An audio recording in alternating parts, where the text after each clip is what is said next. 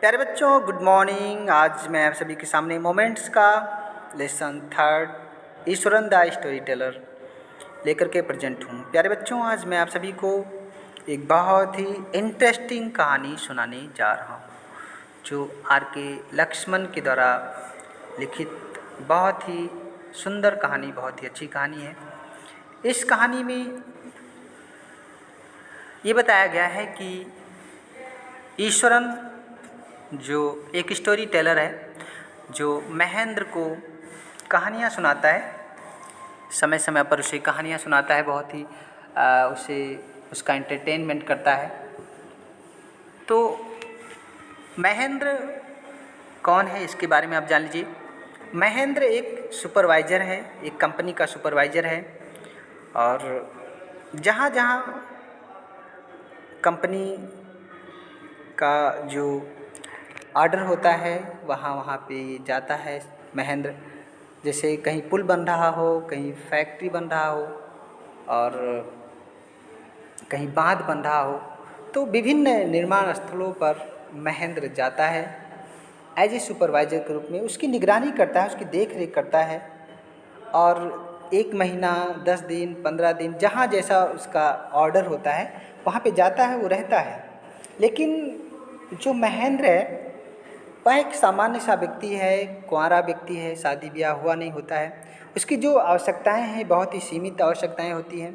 तो जहाँ भी जाता है वो अपने आप को एडजस्ट कर लेता है, उस सिचुएशन के अनुसार वहाँ अपने आप को एडजस्ट कर लेता है। और जो इसका रसोइया है, इसको खाना बनाने आता नहीं था, तो यह एक रसोइया रखा था, इसका नाम था ईश्वरन।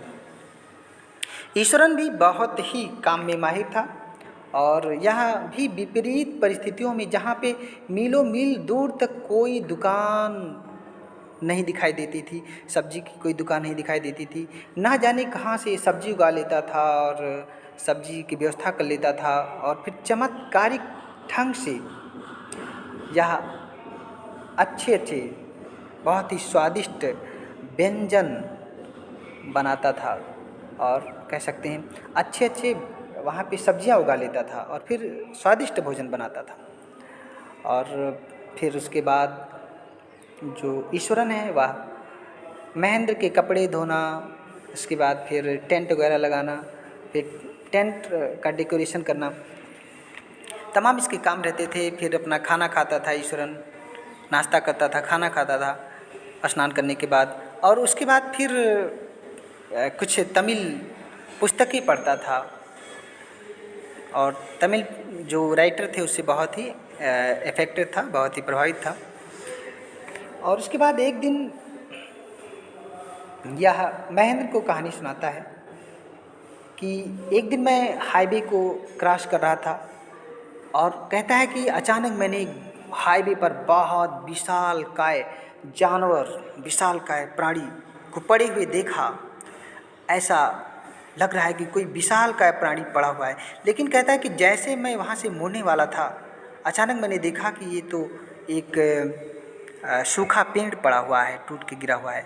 तो जो ईश्वरन है वो कहानी को बहुत ही बढ़ा चढ़ा के पेश करता है, बहुत ही बातों को बढ़ा चढ़ा के कहता है, और कोई भी बात जब महेंद्र से कहता है तो नाटकीय अंदाज में कहता है, और बहुत ही कह सकते हैं जिससे महेंद्र को थोड़ा इंटरेस्टिंग लगे। तो हर बात को ये बहुत ही नाटकीय अंदाज में, और जब भी कहानी सुनाता है तो अपने गेस्चर को, अपने हाव भाव को भी वैसे ही कर लेता है जिस कह सकते हैं कहानी का जिस प्रकार एक्शन होता है। तो अब एक दिन कहता है कि सर, क्या आप जानते हैं मैं जिस एरिया से बिलोंग करता हूँ वह एरिया टिम्बर वुड के बारे में जाना जाता है। कहता है वो एरिया इमारती लकड़ी के लिए जाना जाता है, और यहाँ पे इन लकड़ियों को हाथियों से, विशालकाय हाथियों, कहता है हष्ट पुष्ट हाथियों, विशालकाय हाथियों से इन लकड़ियों को ट्रक पे लादा जाता है। और कहता है कि एक दिन क्या हुआ, एक हाथी बिछड़ गया, एक हाथी जो है पागल सा हो गया। उसमें से वह हाथी उस टिम्बर यार्ड को तोड़ता हुआ, रौंदता हुआ, पेड़ की झाड़ियों को उखाड़ता हुआ, लताओं को तोड़ता हुआ और सब टहनियों को नष्ट करता हुआ आगे बढ़ता है। और ऐसा लग रहा था कि हाथी पागल सा हो गया है और ये हाथी चारों तरफ हड़कंप मचा देता है, चारों तरफ तांडव मचा देता है और सभी लोग डर के मारे भागने लगते हैं। और इस हाथी जब शहर में प्रवेश करता है तो फलों की दुकानों को, मिट्टी के बर्तन की दुकानों को तोड़ता हुआ, नष्ट करता हुआ आगे बढ़ता है, तमाम गाड़ियों को तोड़ डालता है और शहर के लोग सभी डर के मारे कोई घर में अपने को छिपा लेता है, कोई छत पे चढ़ जाता है, भगदड़ मच जाती है, अफरा तफरी मच जाती है, लोग इधर उधर दौड़ने लगते हैं। और कहता है कि मैं उस समय जूनियर कक्षा में पढ़ रहा था, मैं भी छत पे चढ़ करके इसका आनंद ले रहा था। तो मैंने देखा कि हाथी बेकाबू हो रहा है, लोगों को परेशान कर रहा है। तो कहता है कि मैं, एक टीचर वहीं खड़े थे अपने हाथ में स्टिक लिए, मैं उस टीचर के हाथ से स्टिक ले लिया और फिर सीढ़ियों से नीचे उतरा और फिर जा कर के उस हाथी के पास जा कर के पहुंच गया। तो हाथी ने मुझे देखा तो हाथी मुझे देख करके और विकराल रूप धारण कर लिया और क्रोधित हो गया और नाराज़ हो गया। और उसके बाद हाथी ने अपनी सूंड को ऊपर किया, टहनियों को हिला रहा था कि मैं डर जाऊं, पैर पटक रहा था ज़मीन में, उसकी धूल उड़ रही थी और धूल चारों तरफ बिखर गई कि मैं डर जाऊं, लेकिन मैं डरा नहीं और मैं गया उस हाथी के पैर में, उस हाथी के पैर में, पैर के तीसरे नाखून में जोर से वार किया, स्टिक से जोर से वार किया और वो हाथी थोड़ी देर के लिए मूर्छित हो गया। और फिर मूर्छित होकर के वो हाथी वहीं पे गिर पड़ता है और गिर के बेहोश हो जाता है। तो बेहोश हो जाता है और उसके बाद बेहोश होकर के वहीं गिर जाता है। इस पे वो कहानी बंद कर देता है यहीं पे और फिर कहता है कि मैं आ रहा हूँ, थोड़ा जो रात का खाना है उसे गर्म करके भी आ रहा हूँ।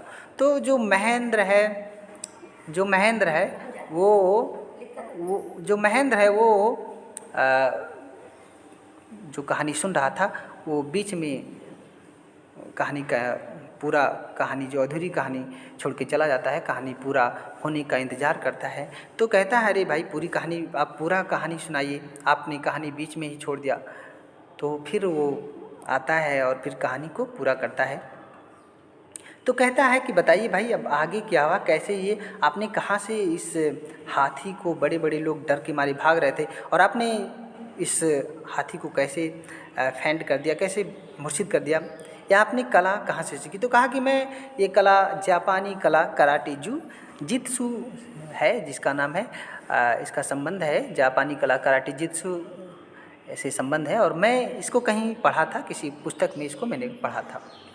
और फिर कहता है कि उसके बाद ये हुआ कि फिर पशु चिकित्सक बुलाए जाते हैं और फिर हाथी को ठीक करते हैं।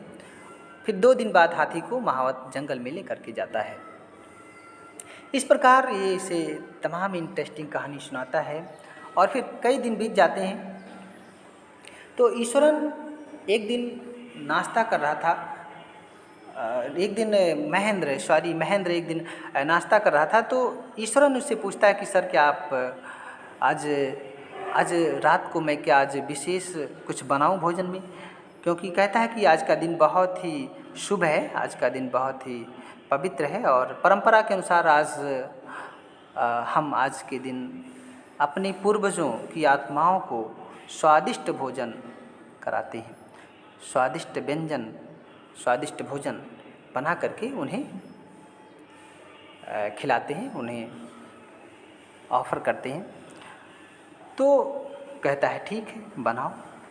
अब जो महेंद्र है उस रात खूब स्वादिष्ट भोजन बनाता है और स्वादिष्ट भोजन का दोनों आनंद लेते हैं। तो दोनों भोजन कर रहे थे, गप लड़ा रहे थे और मौज मस्ती कर रहे थे। तब ईश्वरन कहता है कि सर क्या आप जानते हैं, यहाँ पे हम लोग जहाँ बैठे हैं ये जो फैक्ट्री बन रही है ये कभी शमशान भूमि थी। तो महेंद्र कहता है वो आप सही बोलते हो, मैं जब आ रहा था रास्ते से होकर के तभी मैंने खूब बड़ी सी मानो कंकाल मानो खोपड़ी मैंने देखी थी। तो कहता है आप सही कहते हैं। और फिर कहता है कि फिर जो 2-3 जगह खुदाई हुई उसमें भी तमाम मानो कंकाल मिले हैं। तो कहता है आप सही बोल रहे हैं, ये जो फैक्ट्री बन रही है ये शमशान भूमि थी। तो ईश्वरन कहता है कि सर क्या आप जानते हैं, आज पूर्णिमा की रात को मैंने एक लेडीज़ भूत देखा जो अपने हाथों में एक भ्रूण लिए हुए खड़ी थी। तो इस पे वो जो महेंद्र है वो डर जाता है और कहता है कि तुम मूर्ख हो, और बताता है कि वो बहुत ही विकराल खूंखार कुरूप, झुर्रीदार उसके बाल, उजड़ी हुई बाल, बड़े बड़े नाखून, बड़े बड़े दांत और विकराल रूप धारण करके वो अपने हाथों में एक भ्रूण लेकर के खड़ी हुई थी। तो इस पर महेंद्र डर जाता है और कहता है कि तुम मूर्ख हो और तुम पागल हो गए हो, तुम अपना जांच कराओ, तुम अपना आपा खो बैठे हो। और उसे डांटता है, फटकारता है, कहता है कि भूत प्रेत वगैरह नहीं होते हैं और तुम पागल हो गए हो, ये सब मन के भ्रम होते हैं। तो फिर उसके बाद इस पर वो जो महेंद्र है वो वहाँ से उसके रूम से निकल कर और फिर जाता है अपने रूम में सो जाता है। तो अपने तकिए पे जैसे ये अपने बिस्तर पे गिरता है, सो जाता है, तो अब इसके मन में चलता रहता है कि वही बातें, भूत प्रेत वाली बातें चलती रहती हैं। तो वो फिर बार बार खिड़कियों की तरफ झांकता है। तो रात जब हो जाती है तो फिर वो बाहर देखता है कि चिल्लाने की आवाज़ बाहर देखता है, बार बार चिल्लाने की आवाज़ उसे सुनाई पड़ती है, कराहने की आवाज़ सुनाई पड़ती है। तो सोचता है कि शायद ये बिल्ली की आवाज़ हो सकती है या फिर चूहे की आवाज़ हो सकती है। तो वो नहीं झांकता है, लेकिन ये आवाज़ बढ़ती जाती है। तो अब इसका जो जानने की इच्छा इसकी जो बढ़ जाती है कि शायद ये भूत ही हो सकती है। तो जब ये बाहर निकल के देखता है तो देखता है कि बाहर निकल के वो खिड़की से झांकता है, बाहर उसकी हिम्मत नहीं थी निकलने की, तो वो खिड़की से झांकता है थोड़ा सा खिड़की खोल करके। तो देखता है कि एक गहरी काली छाया अपनी गोद में गठरी सी उठाए खड़ी थी। तो महेंद्र को ठंडा पसीना आ जाता है और हाँफते हुए फिर तकिए पे गिर पड़ता है। और उसके बाद वह फिर धीरे धीरे वह अपने इस भयानक अनुभव से उबरा और फिर निष्कर्ष निकाला कि ये सब उसके दिमाग का भ्रम था, वही जो भ्रम चल रहा था। तो फिर सुबह होता है और